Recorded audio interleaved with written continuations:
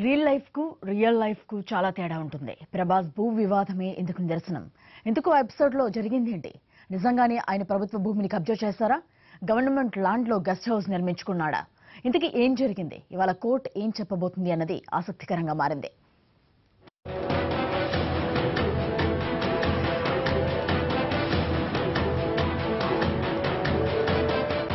బాహుబలి భూ వివాదం ఇప్పుడు ఆసక్తికరంగా మారింది.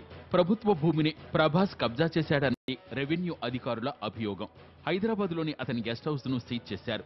రాయదుర్గంలోని సర్వే నెంబర్ 46లో ప్రభుత్వ భూమిలో హీరో ప్రభాస్ గెస్ట్ హౌస్ నిర్మించుకున్నాడని, ప్రభుత్వ భూమిని కబ్జా చేసినందున తాము సర్వే చేసి సీజ్ చేసినట్లు చెప్తున్నారు.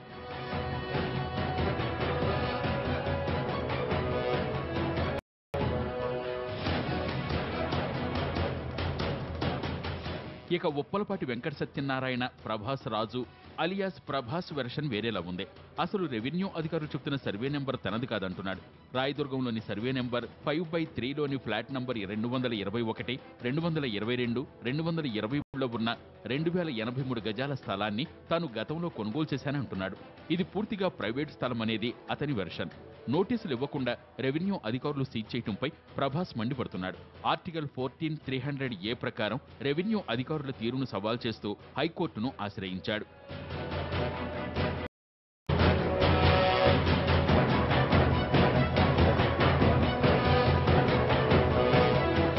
హైదరాబాద్ రాయదుర్గంలో తన ఇంటిని రెవెన్యూ అధికారులు సీజ్ చేయడంపై రెవెన్యూ శాఖ ప్రిన్సిపల్ సెక్రటరీ, రంగారెడ్డి జిల్లా కలెక్టర్, జాయింట్ కలెక్టర్తో పాటు శేరిలింగంపల్లి ఎంఆర్ఓను ప్రతివాదులుగా చేర్చాడు ప్రభాస్. తనకి ఎలాంటి నోటీసులు ఇవ్వకుండా సీజ్ చేయడంపై అభ్యంతరం వ్యక్తం చేస్తూ దాఖలు చేసిన పిటిషన్పై హైకోర్టు సింగిల్ బెంచ్లో విచారణ జరిగింది. ప్రభాస్ పాన్మక్తా స్థలంలోనే భూమిని కొనుగోలు చేశాడని అతని తరపు లాయర్ కోర్టుకు తెలిపారు.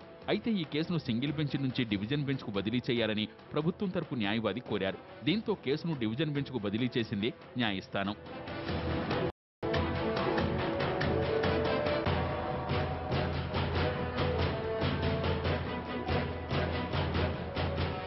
రాయదుర్గం పైగా భూముల్లోని సర్వే నెంబర్ 46లో 84.30 ఎకరాల స్థలం ఉంది.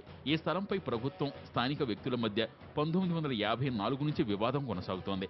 దీని న్యాయస్థానం తీర్పు చెప్పింది. ఈ భూమి ప్రభుత్వాందేనని కోర్టు తేల్చి చెప్పింది. అక్టోబర్ 20న తీర్పు వచ్చినా ఎన్నికల కారణంగా అమలు చేయటం ఆలస్యమైందని అధికారులు అంటున్నారు. తర్వాత అక్రమ కట్టడాలను కూల్చివేశామని చెప్తున్నారు. ప్రభాస్ తన గెస్ట్ హౌస్ రెగ్యులరైజేషన్ కోసం దరఖాస్తు చేసుకున్నారని, అప్లికేషన్ పెండింగ్ లో ఉంది కాబట్టి తాత్కాలికంగా సీజ్ చేశామన్నది వెర్షన్. ప్రభాస్ భూ వివాదంపై ఇవాళ హైకోర్టు డివిజన్ బెంచ్ విచారణ చేపట్టనుంది. అయితే దీనిపై వాదనలు ఎలా జరుగుతాయి, అధికారులు ఏం చెబుతారు, ప్రభాస్ వెర్షన్ ఏంటి అన్నది ఇప్పుడు ఆసక్తికరంగా మారింది.